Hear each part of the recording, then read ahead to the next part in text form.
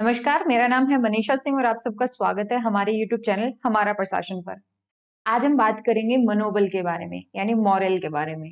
किस प्रकार से किसी काम को करने के लिए आपका मनोबल काफी हद तक आपकी उत्पादकता को प्रभावित कर सकता है। अभिप्रेरणा और मनोबल में क्या फर्क है? मनोबल मतलब मन का बल, एक तरीके से समझ सकते हैं हम। यानी जब आप भीतर से महसूस कर पा रहे हैं, आपके पास ऊर्जा है उस काम को करने के लिए। तो हम जानेंगे कि किसी भी संगठन में मनोबल अगर अच्छा है तो वो संगठन के लिए कैसे कारगर है और किस प्रकार से संगठन में जो प्रबंधक होते हैं या उच्च स्तर के अधिकारी होते हैं वो अपने कर्मचारियों के जो मनोबल स्तर है उसको बढ़ा सकते हैं। इसी के बारे में आज हम जानेंगे। तो अगर आपने अभी तक चैनल को सब्सक्राइब नहीं किया है और कारण ढूंढ रहे हैं चैनल को सब्सक्राइब करने का, मैं बता देती हूँ कि यहाँ पे लोक प्रशासन से संबंधित अनेक वीडियोस आपको हिंदी में प्रोवाइड की जाती हैं। इंग्लिश में वीडियो ढूंढ रहे हैं हिंदी के लिए सॉरी, इंग्लिश में वीडियो ढूंढ रहे हैं आप लोक प्रशासन के लिए, तो बिल्कुल एडमिनिस्ट्रेटिव वर्ल्ड हमारा दूसरा चैनल है, उस पर विजिट कीजिएगा। पूरा ये जो कंटेंट है आपका इंग्लिश में यूं का यूं मिल जाएगा। पब्लिक एडमिनिस्ट्रेशन हिंदी के लिए आप लोग प्रशासन का मटेरियल अगर ढूंढ रहे हैं तो हमारा प्रशासन जो चैनल है बिल्कुल सही जगह पर है। चलिए बात करते हैं मनोबल के बारे में। पहले जानेंगे होता क्या है और किस प्रकार से हम इसको बढ़ा सकते हैं, इसके स्तर को बढ़ा सकते हैं। देखिए, जब सार्वजनिक सेवा की जाती है, लोक सेवा की जाती है, तो उसकी कुछ विशेषताएं होती हैं। आप भी अगर मान लो यूपीएससी वगैरह की या पीसीएस की तैयारी कर रहे हो तो आपकी भी कुछ, आपको लगता है कि नहीं इसमें कुछ विशेषताएं हैं। जैसे कि सम्मान बहुत अच्छा मिलेगा, सकारात्मक मनोबल होगा, सत्यनिष्ठा, अखंडता, नैतिक बल, साहस, और ये सारी चीजें हो पाती हैं कार्य के वातावरण से। मतलब जिस जगह पर आप जाने वाले हो उसका वातावरण ऐसा है जिसकी वजह से आपको अच्छा सम्मान भी मिलेगा, आपका मनोबल भी अच्छा रहेगा, सत्यनिष्ठ भी रह पाएंगे, अखंडता, नैतिक बल और साहस भी आपके अंदर रहेगा। उच्च साहस या उच्च मनोबल क्या होता है? यह मन की वह अवस्था है जिससे पुरुष तथा स्त्रियां स्वेच्छा पूर्वक उस कार्य पर पूरी शक्ति लगाकर विकसित करना चाहते हैं जिन पर ये अपनी बौद्धिक अथवा नैतिक संतुष्टि के कारण कार्यरत हैं। आप पढ़ते हो क्यों? आपको एग्जाम क्लियर करना है। क्यों करना है? कारण क्या है? एग्जाम क्लियर करने के बाद में मैं फला ऑफिसर बन जाऊंगा या बन जाऊंगी, उसमें मुझे बड़ा फायदा है। ठीक है, वो हुआ मोटिवेशन काम करने का, आपको रिवॉर्ड दिख रहा है लास्ट में। मनोबल क्या होता है कि जो आप पढ़ रहे हो उस पढ़ने में ही, उस काम में ही क्या है, आप खुश हो, आप मोटिवेटेड हो उसी काम को करने के लिए। अब आप मन से, आपका मनोबल इतना अच्छा है कि आप अपनी इच्छा से उस काम में अपनी पूरी शक्ति लगाकर, पूरा जोर लगाकर आप उस काम को करना चाहते हो। पूरा आपको नहीं फर्क पड़ता कि रिजल्ट क्या रहेगा, कुछ भी, लेकिन ये जो कॉन्सेप्ट, ये जो किताबें सामने रखी हुई है, ये मुझे बहुत अच्छे से पढ़नी है। ये होता है मनोबल। इससे आपका, हो सकता है आपको नैतिक संतुष्टि मिले, हो सकता है आपका बौद्धिक स्तर का विकास हो, कारण कुछ भी हो सकता है। लेकिन जब हम बाहर किसी काम को करके हमें कोई और उद्देश्य की प्राप्ति होती है तो वो होता है अभिप्रेरणा। उस काम को प्राप्त करने के बाद आपको ये मिल जाएगा। आप 8 घंटे की जॉब करो, आपके महीने के एंड में आपके अकाउंट में सैलरी आ जाएगी। ये होता है अभिप्रेरणा। आप काम करो क्योंकि काम ही इतना अच्छा है, आप अपना पूरा जोर लगा के, पूरी शक्ति ऊर्जा लगा करके आप उस काम को अचीव करना चाहते हो, उस काम में ही संतुष्टि है। काम से क्या मिलेगा फर्क नहीं पड़ता, काम में ही संतुष्टि है, ये होता है मनोबल। और जिससे ये अपने निर्वाचित क्षेत्रों तथा सेवा गर्व के साथ अपनी आत्म सिद्धि तथा उपलब्धि हेतु प्राप्त करते हैं।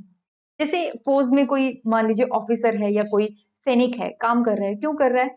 उसको वहां पे जॉब करके क्या मिल जाएगा? अच्छी सैलरी। वो तो और कोई काम करता तो भी मिल जाती। उसको मिल रहा है क्या? उसको वो सेटिस्फेक्शन जो मिल रहा है अपना काम करके, वो होता है मनोबल। ये एक सामाजिक सेवा है जिससे पुरुष तथा स्त्रियां उस स्थिति के प्रति जागरूक हैं जिससे वे अपने अपने ध्येय के अनुसार परस्पर प्रभावित होते हैं। जब हमें अपने गोल्स बहुत क्लियरली पता होते हैं ना, तब हम मनोबल अच्छा कर पाते हैं। और यही एस्पिरेंट्स की, यही लोगों की गलतियां होती है कहीं ना कहीं। आप कह सकते हो कि हम मोटिवेशन पे ज्यादा डिपेंडेंट होते हैं, मोरल पे नहीं। यानी मनोबल को बढ़ाने पर ध्यान कम होता है हमारा और मोटिवेशन का लेवल हम हाई डोज हम देते रहते हैं। अलेक्जेंडर लेटन कहते हैं कि मनोबल एक साझे उद्देश्य की प्राप्ति हेतु दृढ़ता से तथा लगातार मिलकर एक जन समूह द्वारा चलने की क्षमता है। जब जनता विद्रोह करती है, जब जनता एक साथ मिलकर के कोई काम करती है, तो मनोबल ही उसको प्रेरित करता है काम करने के लिए। और उच्च मनोबल सदा नागरिक सेवा का मूल है। अगर नागरिक सेवा आपको चाहिए तो उच्च मनोबल लोगों में होना चाहिए। मनोबल के बिना कुशल नागरिक के लिए सेवा के प्रति चिंतन करना भी असंभव है। जैसे मैंने आपको एक फौजी का भी एग्जाम्पल दिया, मान लीजिए कोई आर्मी ऑफिसर है, क्यों कर पाता है वैसा? क्योंकि उसका मनोबल क्या है? दृढ़ है। मनोबल का स्तर अथवा स्थिति जितनी कम होगी, नागरिक सेवा उतनी अकुशल तथा अयोग्य होगी। परिणाम स्वरूप इसका अस्तित्व सबसे और से कुशलता लाएगा, सब ओर से।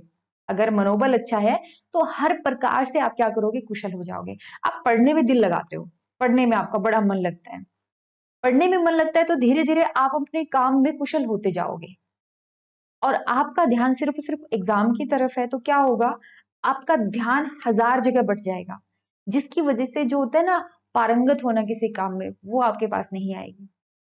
तो ये संगठन में कार्मिक जो कर्मचारी होते हैं उसमें मिलकर कार्य करने की भावना पर आधारित होता है। एक उच्च स्तर का सामूहिक मनोबल उस कर्मचारी की तनावपूर्ण स्थिति पर नियंत्रण करने में सहायता कर सकता है। व्यक्ति चिंताओं द्वारा दुखी तथा पराया हुआ होता है। जब मनोबल अच्छा होता है तो सब लोग खुश रहते हैं, सब लोग साथ मिलकर के काम करते हैं। अब ऐसे कौन से कारण हैं जो मनोबल को बनाते हैं और कैसे उनको निर्मित किया जा सकता है और कैसे संभाला जाता है, मेंटेन कैसे किया जाता है? बहुत से कारण हैं। एल.डी. वाइट कहते हैं कि ऐसे कारण कौन से हैं उनके बारे में बताया गया है जिन पर मनोबल की भावना आधारित होती है। जैसे पहला, आप किसी संगठन से जुड़े। मैं आपको कोई एक रैंडम एग्जांपल दे देती हूँ। मान लीजिए आप एक संगठन से जुड़ गए जहां पर टेक्सटाइल्स का काम हो रहा था, टेक्सटाइल इंडस्ट्री में, यानी कपड़े का व्यापार हो रहा था, कपड़े से रिलेटेड कोई काम हो रहा था, सूती कपड़े का उद्योग था। तो पहली बात तो ये कि आप उससे जुड़े क्यों? कारण, आपको संगठन के ध्येय और संगठन के उद्देश्यों का ज्ञान होना बहुत ज्यादा जरूरी है। You should know the purpose of the organisation. क्यों? क्योंकि जब हमें पता होता है हम किसी संगठन से जुड़ रहे हैं और संगठन अचीव क्या करना चाहता है, इससे हमें अपने बारे में और जहां हम जा रहे हैं उसके बारे में बहुत क्लैरिटी आती है। एल डी वाइट कहते हैं कि ये बहुत इंपॉर्टेंट है और ये पर्याप्त महत्वपूर्ण आकर्षण शक्ति है। समूह के सदस्यों को सूचित करने के लिए कदम उठाना मनोबल के प्रति सकारात्मक योगदान ही है। और इससे हमें ये भी होगा कि हम टेक्सटाइल इंडस्ट्री से जुड़े हैं तो हम भी उसका एक हिस्सा हैं। कोई कारण होगा ना, हो सकता है आपका पुराना एक्सपीरियंस, पुराना अनुभव आपको उस वहां तक लेके गया हो सकता है कि आप टेक्सटाइल के लिए काम करना चाहते हो, कारण कुछ भी हो सकता है। लेकिन आप उस संगठन से अपने आप को जुड़ा हुआ पाते हो जब आप ये देख लेते हो कि संगठन का उद्देश्य क्या है। फिर कार्य की साधकता के प्रति भावना। एक तो होता है जैसे तैसे करके बस पैसा कमाना है, घर चलना चाहिए। आप अपने काम में कभी कुशल नहीं हो पाते, कभी पारंगत नहीं हो पाते। तो जैसे वह कार्य जो जैसे तैसे करके आजीविका कमाने के उद्देश्यों से किया जाता है ना, वो कभी भी जब आप उसको करोगे, निष्पादन मतलब उसको काम करोगे, उस काम को करोगे तो वो आप में सकारात्मक संतुष्टि नहीं देगा। इस दृष्टिकोण से उद्देश्यों की साझेदारी कार्य का साधकता तथा उपयोगिता की भावना से संबंध है। जैसे एल डी वाइट कहती हैं कि इस चीज को समझिए, इंसान जो कुछ कर रहा है वह सार्थक नहीं है। अगर आप फॉर एग्जाम्पल आप मान लीजिए यूपीएससी क्लियर करना चाहते हैं, लेकिन क्यों? कारण, आपको कारण पता नहीं है लेकिन आप बस लगे हुए हैं। हालांकि आपका इंटरेस्ट किसी और चीज में, अगर आप थोड़ा और गहराई में उतरते हैं तो आप पाते हैं कि नहीं, मैं यूपीएससी शायद ना कर पाऊं या ना करना चाहूं, मैं किसी अगर और फील्ड में होता, मैं किताबें पढ़ रहा होता, मैं रिसर्च कर रहा होता या कुछ और भी कर रहा होता तो मैं उसमें खुश था या मैं उसमें खुश थी। किसी का पेंटिंग में बड़ा इंटरेस्ट हो सकता है, कोई और फील्ड में जाना चाहता है, किसी ने हो सकता है मेडिकल से पढ़ाई करी हो तो हो सकता है वो उस फील्ड में जाकर के ज्यादा खुश हो। जब उसको पता नहीं है कि वो काम क्यों कर रहा है और बस उसको पैसा कमाना है इसलिए वो जुड़ गया वहां से, तो ये क्या होगा, इंसान को हमेशा हमेशा जो है वो परेशान ही करेगा। आप टेक्सटाइल इंडस्ट्री में चले गए, क्यों चले गए? जी वैकेंसी थी वहां पे इसलिए जॉब अप्लाई कर दिया। फिर एक एक टाइम के बाद में पैसा भी आपको मोटिवेट करने से रहा। जैसे जो अभिप्रेरणा की हम बात करते हैं ना, ये टेम्परेरी होता है, मनोबल आपके साथ रहता है। मनोबल होता है कि आप जो काम कर रहे हो काम में ही क्या है, सार्थकता है। ठीक है। साधारण कार्मिकों और पदाधिकारियों के वर्गों के प्रति साथियों तथा उच्चाधिकारियों की सत्यनिष्ठा और ठीक भावना में विश्वास। अब आप ये देखते हो कि मैं जिस माहौल में हूँ, जिन लोगों के साथ मैं काम कर रहा हूँ, वो लोग बड़े अच्छे हैं, वो सत्यनिष्ठ हैं, आपके प्रति व्यवहार उनका सही है, और आप कहीं गलती करते हो तो वो जिस तरीके से आप में टोकते हैं, वो सुधार की भावना होती है। गलतियां निकालने की नहीं, सुधार की भावना से आपको टोका जाता है। आपको क्या लगेगा कि नहीं, मुझे मुझे जो है वो इस ऑर्गेनाइजेशन से जुड़ा रहना चाहिए, मुझे इसके लिए काम करना चाहिए। तो एलडी वाइट कहते हैं, एक संगठन जिसके नेताओं पर अन्याय, पक्षपात और भ्रष्टाचार का संदेह हो, वहां पर सामूहिक तौर पर काम कर पाना कर्मचारियों के लिए, और वो भी उत्पादन बढ़ाने के साथ, पॉसिबल नहीं हो पाता। ऐसे संगठन में जहां पर हमें विश्वास हो कि हमारे जो उच्चाधिकारी हैं वो कभी कुछ गलत नहीं करेंगे, हमारा साथ देंगे, अगर हमसे कुछ गलती हो जाए तो उसमें सुधारने का प्रयास रहेगा उनका, अगर हम इन चीजों पर विश्वास कर ले, तो हम एक एक संगठन के प्रति ज्यादा अच्छे से जुड़ पाएंगे। फिर होते हैं व्यक्तिगत वफादारी, पर्सनल लॉयल्टी। देखिए, व्यक्तिगत विश्वसनीयता, जिससे हमें होता है ना कि एक इंसान, उस पर विश्वास किया जा सकता है, उस पर भरोसा किया जा सकता है। अब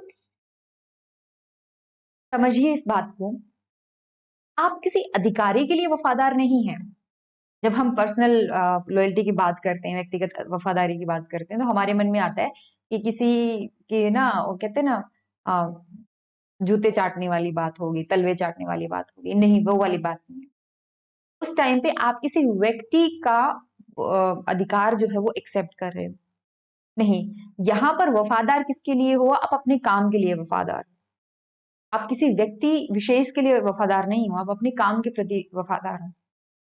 तो आपको क्या करना पड़ेगा? आपको अपने विश्वास को बनाए रखना है। अपने जो अधीनस्थ कर्मचारी होते हैं, अधीन कर्मचारी, उनका विश्वास भी आपने जीतना है।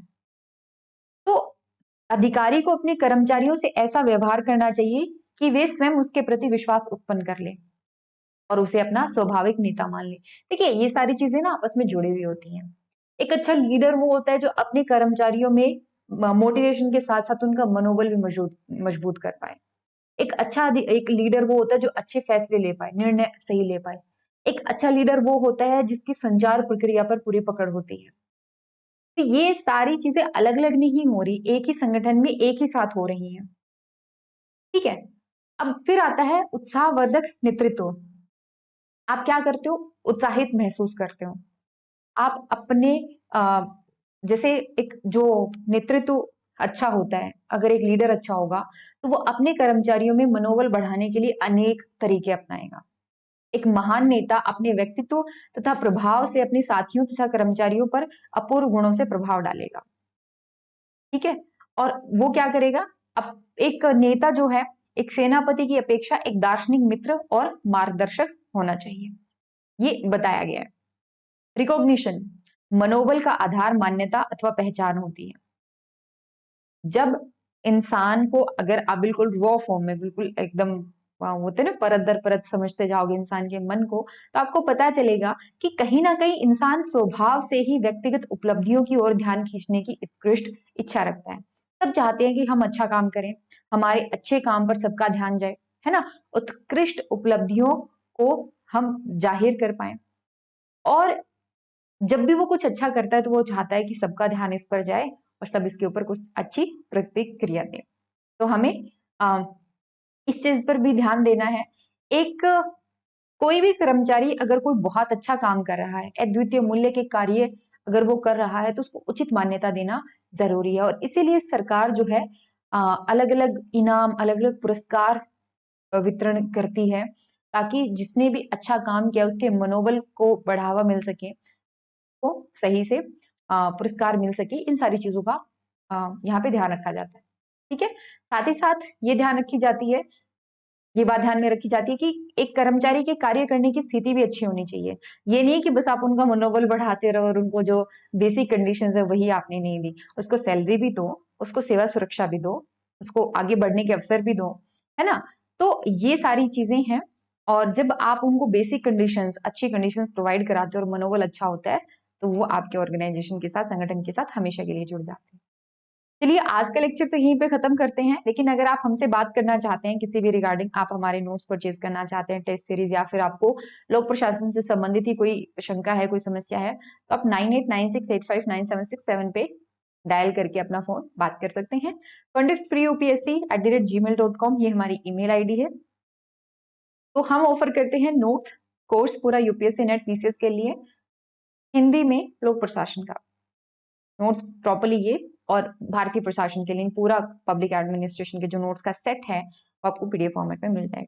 मेंटरशिप के लिए यानी अगर आपको प्रशासन से संबंधित कोई जानकारी चाहिए तो बिल्कुल आप नीचे दिए गए नंबर सॉरी अभी जो हमने नंबर पे बात करी, जिस नंबर के बारे में बात करी उस पे आप कॉल करके हमसे बात कर सकते हैं। चलिए लेक्चर यहीं पे खत्म करते हैं, कल मिलते हैं। Till then take care and bye bye, ख्याल रखिए अपना।